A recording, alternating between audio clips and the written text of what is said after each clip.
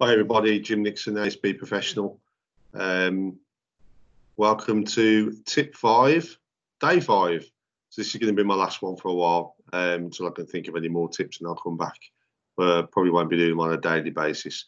So yeah, tonight we're going to look at noise complaints, and as probably a bit of crossover from what I discussed on Monday around neighbour disputes.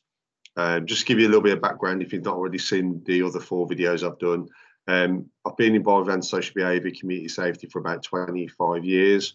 Did just over 20 years with West Midlands Police, specialising mainly in community policing, prevention of ASB, tackling ASB. Then went on to spend 2.5 years with a housing association in the West Midlands, again as a community safety manager, especially in ASB. And then more recently, working for a local authority as their ASB manager. So that's kind of my background. A little bit of a disclaimer for me is please always, these kind of tips are my own personal experiences and my own sort of views. Please always use your own policies and procedures, and always consult with your legal representatives, legal advisors, whether it be in-house or whether it be an external legal setup in line with your local procedures. So we're going to be doing noise complaints tonight. As I said, bit of crossover from Monday really, because noise complaints, you get an awful lot of low tolerance related complaints that normally are down to things like, the doors banging, kids playing, babies crying. And I think you've got to assess it quite quickly. And again, it comes down to that test of whether it's reasonable or unreasonable noise. If you can't sort of get it sorted quite quickly through the advice that you give the person who's complaining, then again, what I would recommend every time is mediation and getting there quick. Obviously, at the moment, we're probably limited to shuttle mediation, but we can still get some great results with shuttle mediation. So use mediation quickly. Don't let things fester. Get it resolved as quickly as you can. Now, one of the things that I found really useful with noise complaints, and again, by no means is this me sort of selling a product, I'm not on commission or anything like that. It's just something that I really strongly believe in. It's the Noise app. I know a lot of you have probably already using the Noise app. I know there's a large number of local authorities and housing associations now using it, but I found it really, really useful for noise investigations, more so as a triage tool, really. To sort of allow you to assess those cases early doors. Previously our investigations were very long-winded, diary sheets, raising expectations of customers, diary sheets to get lost.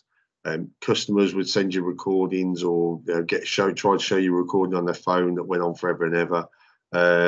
All sorts of issues that didn't make the investigation very easy.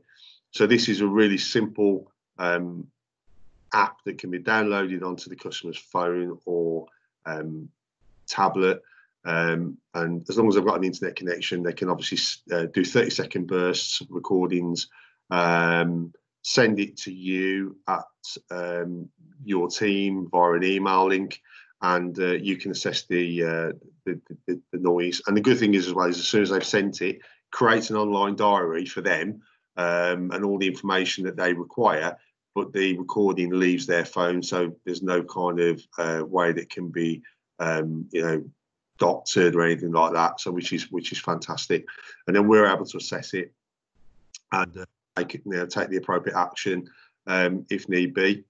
The other thing that I get a lot of with noise investigations is sometimes we get housing associations in particular coming to us and saying, oh, we can't deal with this. It's a statutory noise nuisance issue. We don't deal with that. We've got no powers.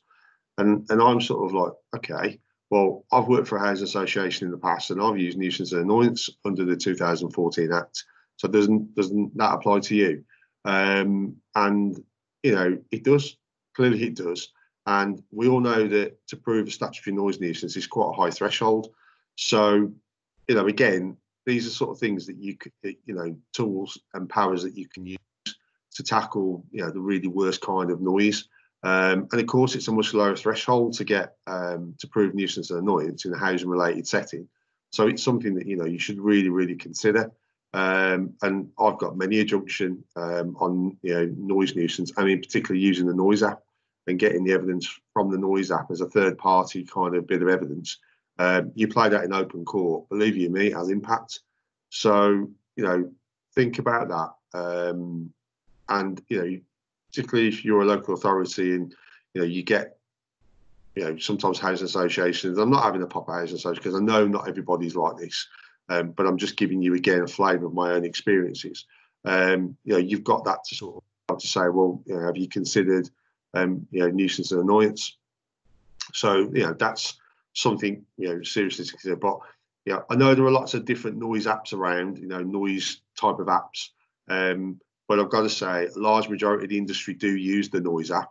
If you don't use it and you want any advice or support around it, just contact me. I'm more than happy. I've used it for a number of years now in obviously a local authority setting and a housing association setting. So please come back to me and I'll help you all I can and put you in touch with the right people. And the other thing I will say is it is value for money, really value for money. You'll be surprised how cheap it actually is. The bonus tip that I was going to give you tonight, and then again it leads onto the noise app, is that don't just look at the noise app for your noise related issues. I've used the app to very, very good effect with safeguarding issues, in particular domestic abuse. Great example, last week we had a customer that sent us over some really nasty recordings of a very violent domestic incident.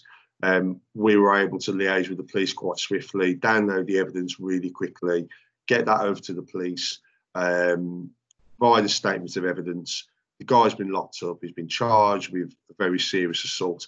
So it just shows that how you can use the noise to sort of help with safeguarding too. I've used it in the past as well, where children are witnessing domestic violence or they're subject to abuse themselves, physical and violent abuse.